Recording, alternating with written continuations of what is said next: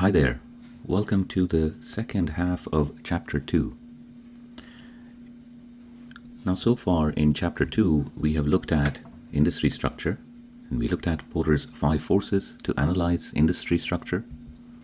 We looked at the competitive strategy matrix, which comprised of 2 dimensions, the competitive advantage, which could either be cost or quality or product differentiation, and the other dimension being focus, which could be either industry-wide or specific to a particular segment.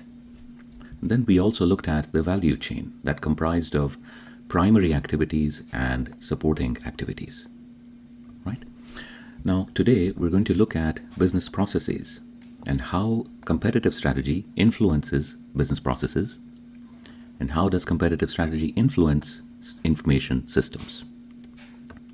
We'll also look at the question of how do information systems provide competitive advantage, and what does the future look like for business processes and information systems.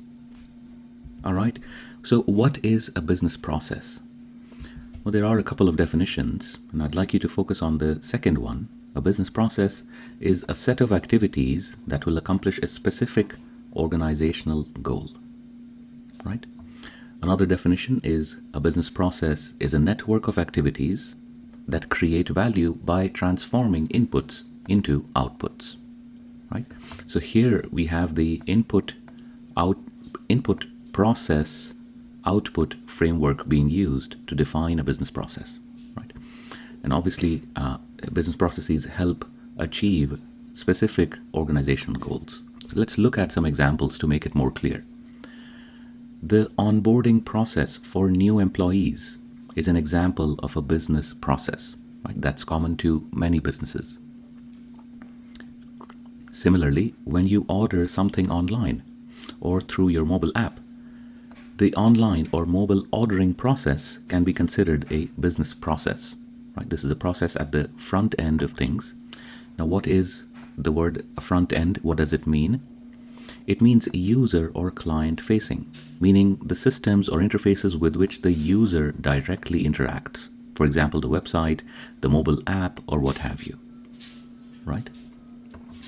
This is different from the backend. The backend refers to systems or data infrastructure that make the application or the website work. Right? Such as you could have databases at the backend, servers storing data, you could have middleware applications, and so on. Right? So things that the user does not directly interact with, but which are used at the back end to make everything work. Right? Order fulfillment process, the back end process, once you put in an order, right? Let's say we put in an order at Amazon.com, the process which happens at Amazon in order to fulfill that order. The order fulfillment process is also an example of a business process. Okay. Right, now why is it important to study business processes? Why would businesses want to diagram their business processes? Right? One reason, a very simple reason, could be we want to identify and understand the current state of an organization's business functions. Right? And why would we want to understand the current state of an organization's business functions?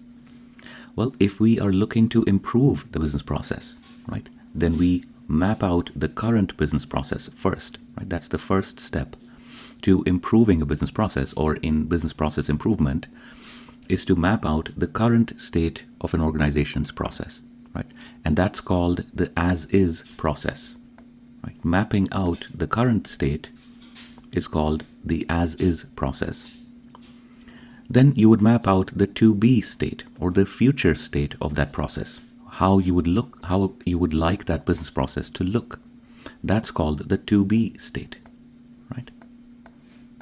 And just to continue in the business process improvement vein, you want to go from the as-is state to the to-be state.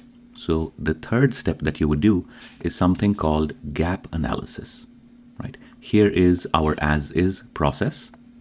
Here is how we want the process to look, meaning here is our to-be process.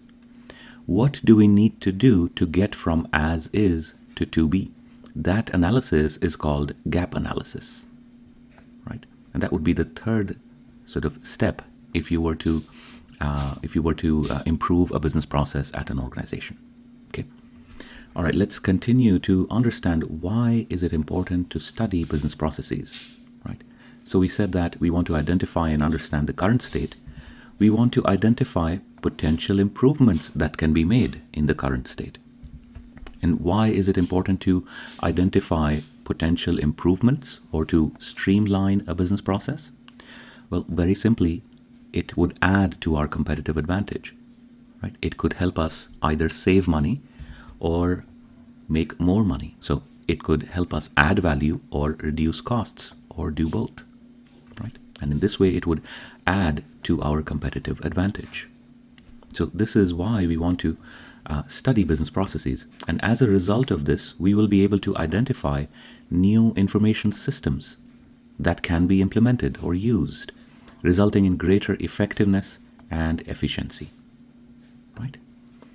So just to go into the words effectiveness and efficiency, there is a slight difference between these two words, and I'd like you to be aware of this difference. When something is effective, we say it is doing what it's supposed to do, right? That's effectiveness. Doing what it's supposed to do is effectiveness. What is efficiency? Efficiency is about doing it as best as you can, right? So effectiveness is about doing the right thing. Efficiency is about doing it in the most proper way, in the most efficient way. Okay?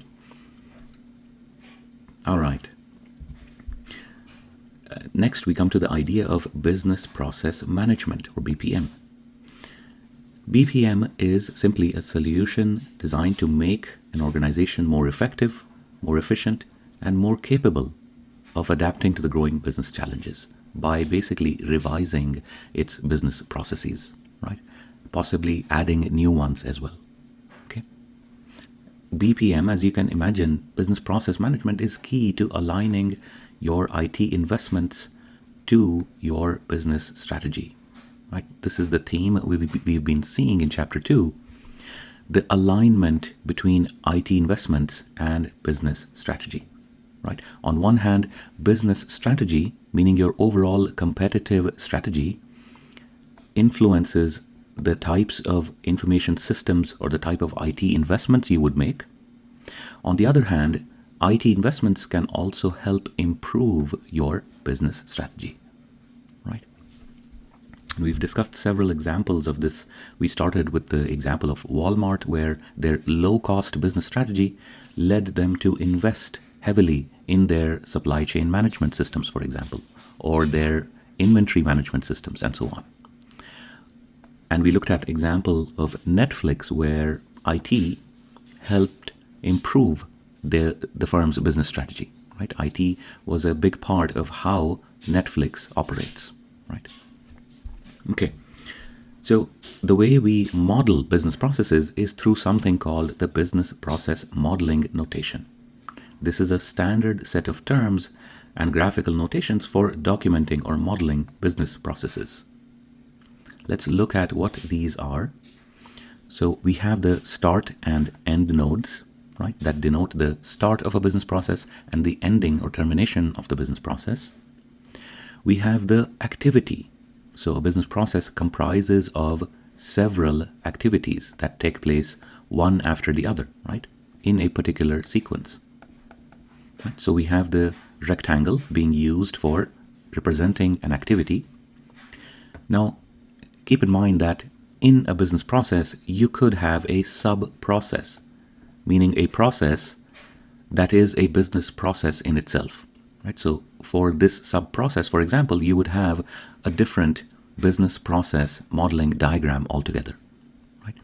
But since this sub-process is part of another business process, we can depict it here by this notation, right? Again, a rectangle with a plus sign in it. This is a sub-process, right? A sub-process, remember, is a business process in itself, right? Okay.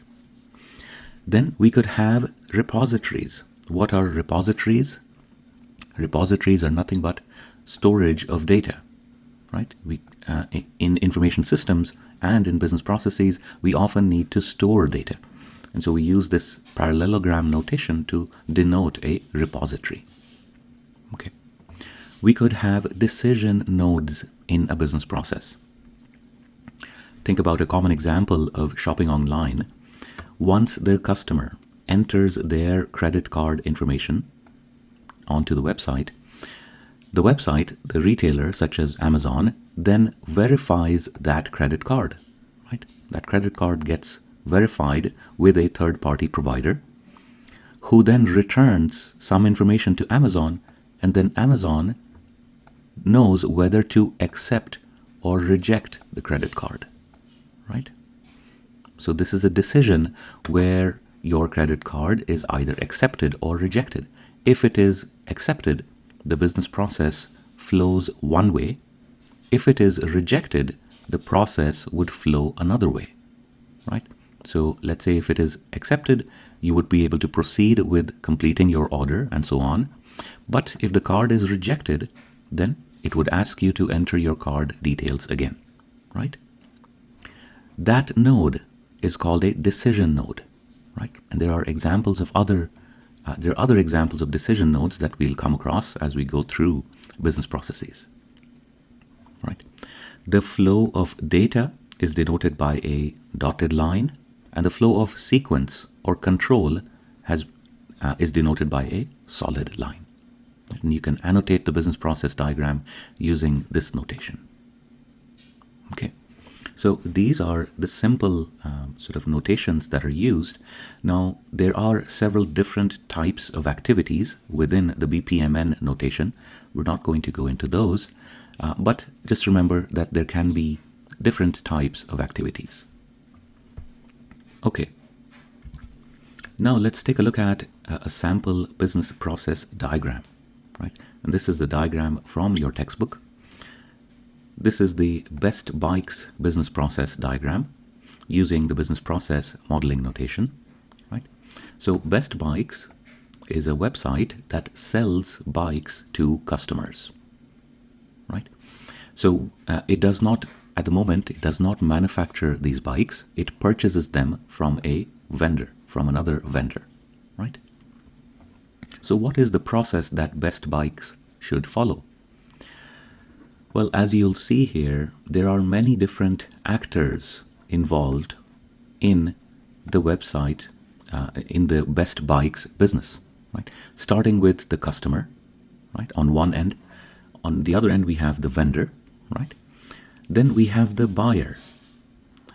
This buyer is located within Best Bikes, right? They are an employee of Best Bikes, right? So they're different from the customer, which would be people like you and I who would want to purchase from Best Bikes. The buyer is located within Best Bikes and decides, sort of interacts with possible vendors and decides where to purchase these bikes from, right? Where to source the bikes from. Okay, so that's what they mean by the word buyer, right?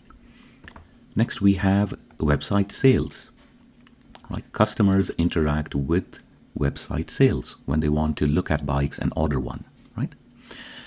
And then we have the operations or the back office operations that help with things like order fulfillment, right? Once an order has been placed on the website, operations would take over and help fulfill that order. Okay, so these are the 5 different roles that are involved. Now there is a slight differentiation between a role and an actor. Just remember that an actor can have different roles, and strictly speaking, we are listing roles here, not actors, but it's sometimes easier to think of these as actors, right? Okay. Look at the structure of this diagram. We have the actors listed here on top, and then we have these things called lanes for each actor, right? These are called swim lanes, right? They depict what activity will that actor undertake, right? So it makes it easy to diagram the business process, right? Whatever activity one actor undertakes gets listed under that actor's swim lane. Okay. Now this diagram here is using vertical swim lanes. We could similarly use horizontal swim lanes, and this is a diagram that's an example of a horizontal swim lane. Okay. Now coming back to the textbook diagram for the Best Bikes business, we see here that the process starts with the buyer. Right? Now, you could have the process start with the customer, where the customer is the one initiating an order. But in this case, I think the textbook is trying to convey the point that there needs to be some inventory to sell first. Right? In other words, the business needs to be established first before bikes can be sold to the customer. So we can start the process here. Now, the role of the buyer is to interact with the vendors, right, and see which vendor to select, negotiate on the prices for the bikes, and so on. And that's what's depicted here. The first activity that the buyer undertakes is selecting the vendor product. And how do they select the vendor product? The vendor makes product data. It is a data flow denoted by a dotted arrow. The vendor makes product data available to the buyer. Right? The buyer then stores this vendor and product data, right? So which vendor is offering which products, into a vendor data repository, denoted here by a parallelogram. The buyer can query this data, right? So on one side, the buyer stores the data into the repository. They can also query this data and see what vendors and products are available. Right. After that, the buyer negotiates prices and terms with the vendor. Right. And there's a negotiation process that goes on here. Right. And after that, the product is set up on the offering. The product offering is set up on the website. In other words, once the price, specifications, etc. have been negotiated, then all of the information gets set up on the company's website. And that's the website sales actor. All right, when the customer is ready to purchase, they purchase the bikes from the website, right? So their purchases flow through here and then come through here as customer orders, where they get stored in the customer order repository. Okay. Now, the operations actor or the operations group queries this customer order repository, right? So in other words, the customer's orders flow to the operations folks, right? Who then ship the orders to the customer. Okay. Now, before they can ship the order, operations has to conduct a number of steps, a number of activities. First, they determine the order quantity, right? And they get that from the item ready to sell from the website sales. Then they order the goods from the vendor, right? So there is some missing detail here where operations sends an order to the vendor. The vendor then fulfills it. Oh, here it is, right? So the vendor order goes from operations to the vendor. The vendor then ships the goods in a vendor shipment back to the operations. Okay. This order detail gets stored in the vendor order repository. Right. So the operations folks maintain a repository of orders as well. Right. You can see that not only do we have the customer order repository being maintained by website, but we also have a vendor order repository so that operations themselves can keep track of what orders have been received and what payments have been made to the vendor and so on. Right. So once operations receives the goods, they place them in the inventory, right? And receiving of goods and placing them in the inventory is a separate sub-process in itself, as you can see here. It's denoted by this plus sign, right? And after that, they ship the orders to the customer. Okay.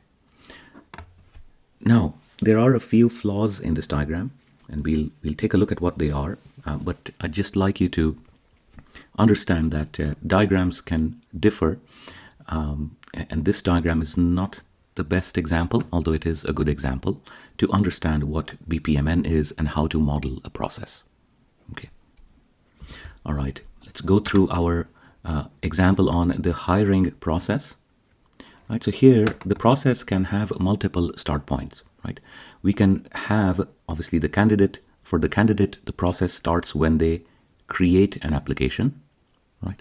And for the firm, the process starts when they start reviewing applications. Now, you could model this process even before the review application stage, right? You could have, for example, create a job posting activity here, where the recruiter actually puts up a job posting on the website, the company's website, and other social networking websites such as LinkedIn, what have you, right? But for this example, the process for the company starts when they start reviewing the applications. Okay, so let's go through the candidate's swim lane here. The candidate creates the application, submits it, right? Once the company decides, they can either reject the application, in which case the process would stop, or they can call the candidate for an interview. Right? After the interview, the candidate could again get rejected, after which the process would stop. Right? So they would receive a rejection email and the process would stop. Or they could get an offer, in which case they would review the offer and fill out employment forms, and the process would stop there. Okay. Now the candidate could also reject the offer, in which case the mail would go to the company or the firm, the hiring firm, and the process would stop thereafter. Okay. From the firm's end, notice that firm here is the actor, and there are two different roles within this actor. The first role is of a recruiter. The next role is of an interviewer. Okay. And here the candidate is the role and the actor itself. Okay. So from the firm's perspective, the process starts when they start reviewing applications, right? And there should probably be a repository here somewhere where all the applications, the candidate applications, are stored. Now, again, this diagram is not perfect, but you can understand that all applications should be stored in a repository which is maintained at the firm. Right? There is probably another missing actor here, that is the hiring information system. Right? Most firms use some sort of information system to manage their hiring efforts. Right? So that actor is missing altogether here, and this repository would be part of that actor. Okay. Again, let's continue with this example. After the firm has reviewed the application, they have a decision to make. Either they can reject an application or they can schedule an interview with the candidate. Right? If they reject the application, then the process stops there. If they schedule an interview, then the process goes on to the interviewer stage, and the interviewers interview the candidate. Okay. Now, you might also have the recruiter interviewing the candidate, which is what this activity would be about. And then all the feedback is collected and a decision is made. Right? And what's the decision? Whether to accept the candidate, meaning whether to prepare an offer and send them an offer, or to reject the candidate. Right? And in the case of a rejection, an email is then sent to the candidate and the process stops. Okay. In the case of acceptance, an offer is submitted to the candidate, and if the candidate accepts the offer, then the candidate is hired and the process stops. Okay. So the hire candidate activity here is a sub-process, meaning it probably involves some more steps, such as conducting a criminal and background, a history check and whatnot, right? So it's depicted as a sub-process here. All right. Now, there are some flaws in this diagram. Number one, I'd like to point out that there should be a decision node here in the candidate's swim lane where the candidate decides whether to accept or reject an offer. Right? This decision node, which is here in the candidate's swim lane, should actually be in the firm's lane, right? Because this decision, after the candidate has submitted their application, this decision is taken by the firm. All right. So nonetheless, this is an example, another example of a business process, and hope you were able to get something out of these two examples. Okay. Now we're going to model a change in the Best Bikes business process. So what Best Bikes wants to do is, rather than buying everything from a vendor, they want to print, meaning 3D print, some parts in-house at Best Bikes. Okay, so they want to implement a 3D printing process. And the way the textbook has depicted this is by adding a swim lane for the 3D printing actor. Okay, and a decision node is added to the operations actor, where a decision is made whether to print some of the parts or to make the product in-house or to order the goods from the vendor. Okay, so after this decision node, we see that if they decide to make the product in-house, then the 3D printing gets involved. It makes the product. The manufactured product goes through a quality check. So there is a check product quality activity, and then there is a decision whether or not the quality is acceptable. Right? If it is not acceptable, meaning if it is rejected, then the process goes back to remaking the product. If the quality is acceptable, meaning it is not rejected, then the control flows down to the ship order to customers activity, where the order is shipped. Okay. All right. So that's the difference between this initial or as is business process and the to be process.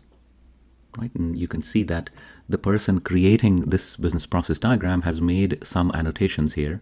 Right? For example, any changes needed here for the 3D printed products, right? Meaning, do they need to change the website? And also things like we need to hire more production personnel, and we need to hire more quality testing personnel as well, right? And so on. Okay.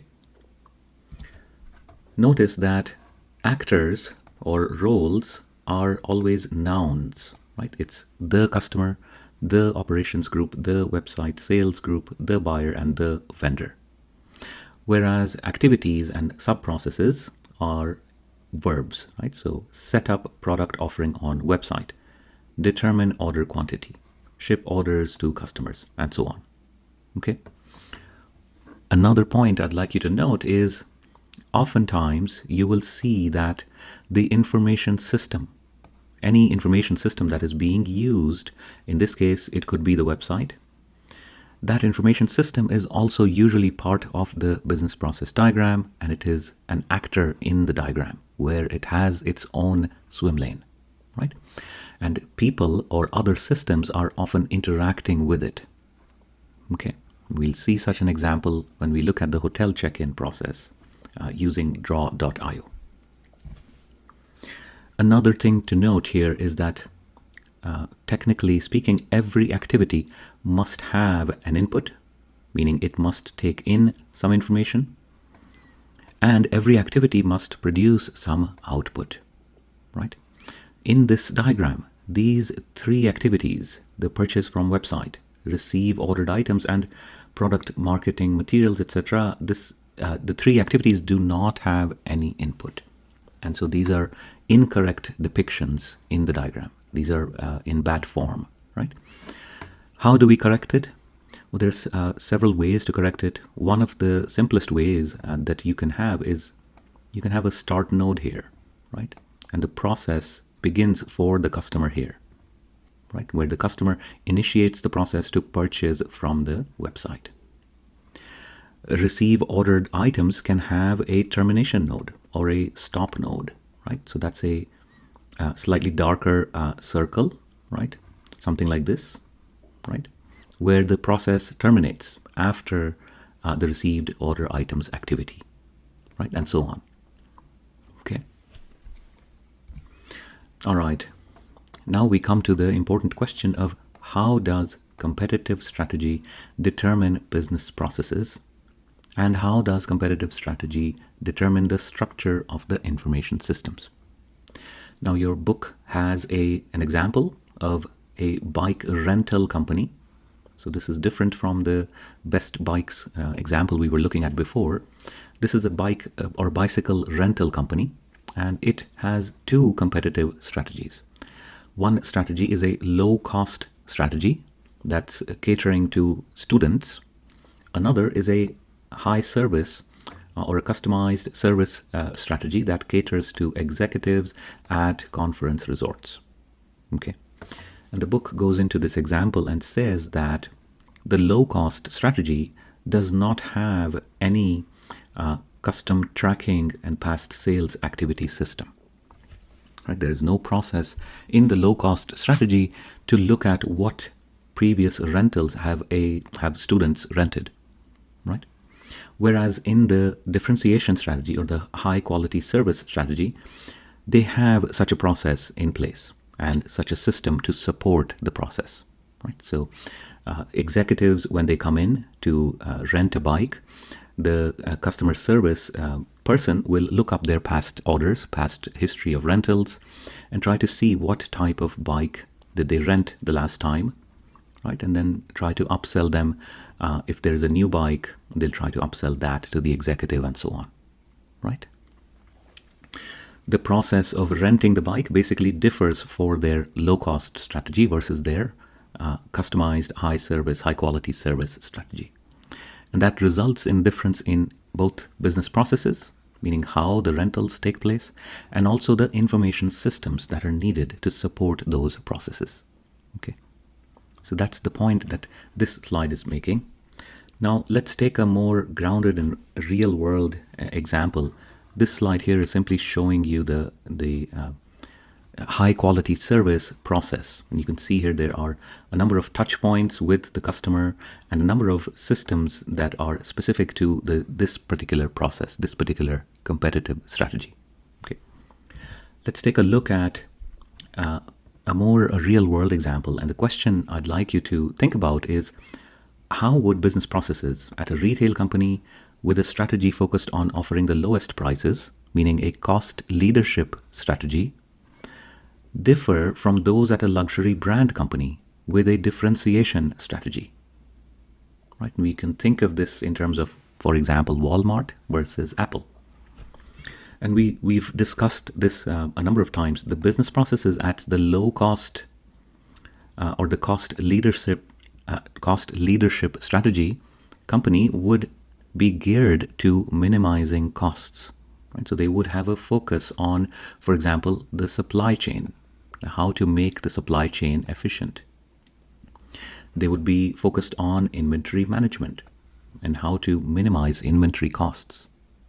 Whereas on the other hand, the luxury brand company will likely have processes that are more focused on providing good customer service, for example, or researching, right, R&D into new products. So product development is where much of their costs would go, right? So the business processes at company B might be centered around premium customer service and around making exclusive product offerings, right?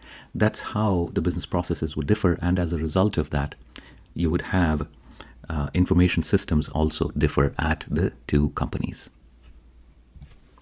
Okay, so now we've discussed how information systems support the competitive advantage, but they can also provide or serve as a source for competitive advantage for a company, right? They can, in other words, help in creating new products and services. And Netflix is a good example here. So are any of the digital platforms, right? Such as Spotify, iTunes, what have you, right? These businesses are basically enabled by information systems, by advancements in both hardware and software, right? And obviously information systems help in enhancing products or services and in differentiating them as time goes on, right? But we also have other benefits of information systems, other ways in which information systems can provide or add to the competitive advantage of a firm. One example is by locking in customers and buyers, by helping to lock in customers.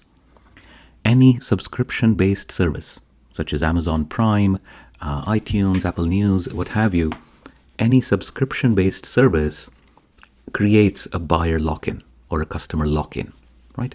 If you are, for example, paying a monthly fee to Amazon Prime, it's very unlikely that you will go elsewhere to shop online, right? Similarly, information systems can help lock in suppliers. right? Think about car manufacturers and the suppliers that they have.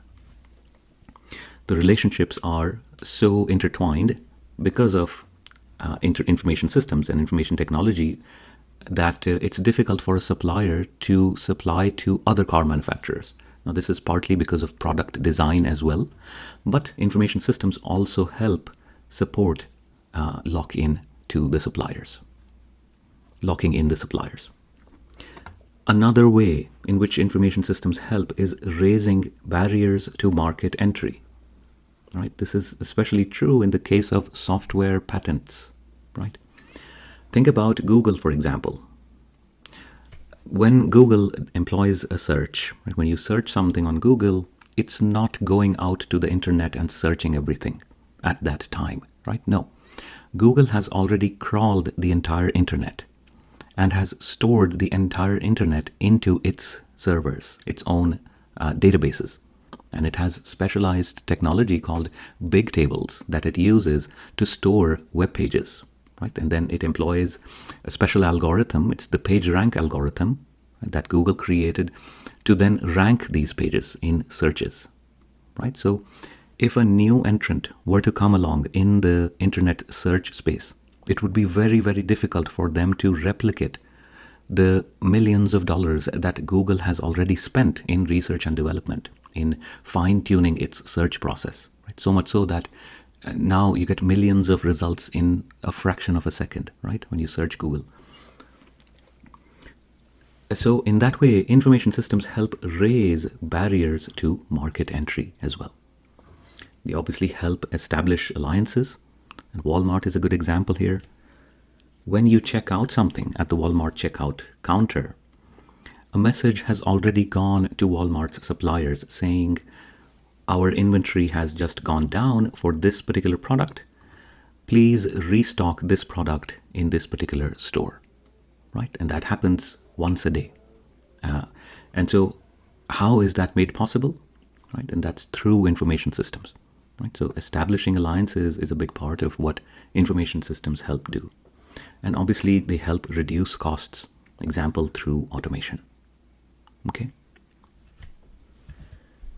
Now this slide basically graphically depicts the different ways in which information systems help competitive advantage. Okay. So now what is the future for business processes and information systems?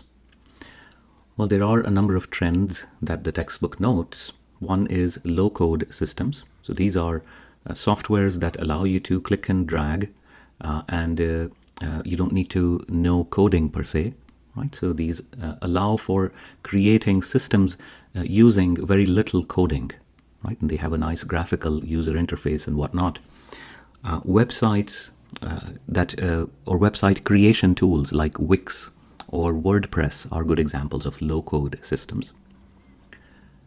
Adopting robotic process automation is another trend that's going on. And we look at both RPA and RPA with AI, which is called intelligent automation, where AI and robotic process automation are augmented. We look at examples of that in this video.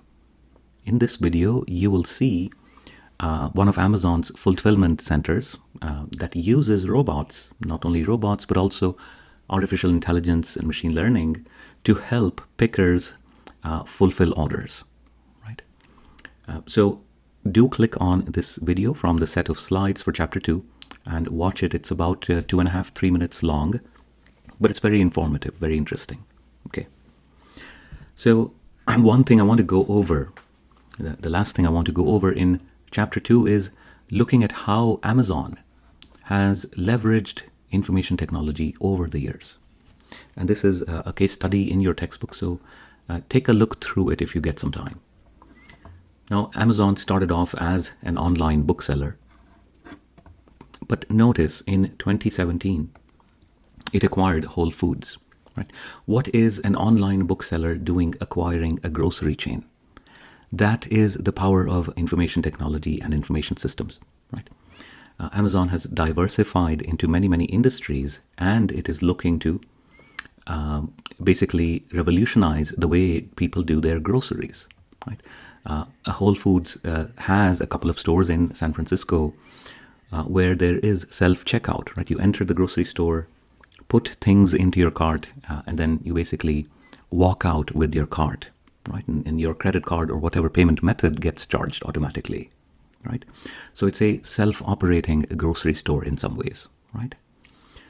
All made possible by information technology and information systems, right? There are other ways in which Amazon has leveraged IT to its competitive advantage. Amazon Web Services, or AWS, is now a big revenue stream for Amazon. If you look at their annual report, you'll see a lot of their revenues come from AWS, not just from their online retailing platform, but also from Amazon Web Services, which is basically the cloud services provided by Amazon. This was started back in 2002. It is now more than 2 decades old, right? So Amazon was clearly one of the pioneers in the cloud space, right? Another place where Amazon was a pioneer was in launching Marketplace, where it allowed sellers to sell goods on Amazon, right? So other sellers, third-party sellers, could sell their stuff on Amazon. It did this back in 2000. On the other hand, Walmart did this. Walmart allowed for marketplace sellers on its website, walmart.com, in 2009. So 9 years after Amazon had done it. Okay. We have a number of other developments here, such as Prime Now, Fire TV, what have you. We have Amazon Alexa, which is the conversational AI technology for Amazon, and so on, right? So that's it for chapter 2. It's a very important chapter, and we've spent quite a lot of time going over it. You will need to incorporate aspects of chapter 2 in your group project as well. You will have to think through these things for your own startup as well, all right? And I'll give you feedback as and when we go through the modules or the milestones for the group project. So make sure you're thinking about those things in the next few weeks as well. Okay, good luck. Do read the chapter. Let me know if you have any questions, and I'll see you in the next video. Thank you.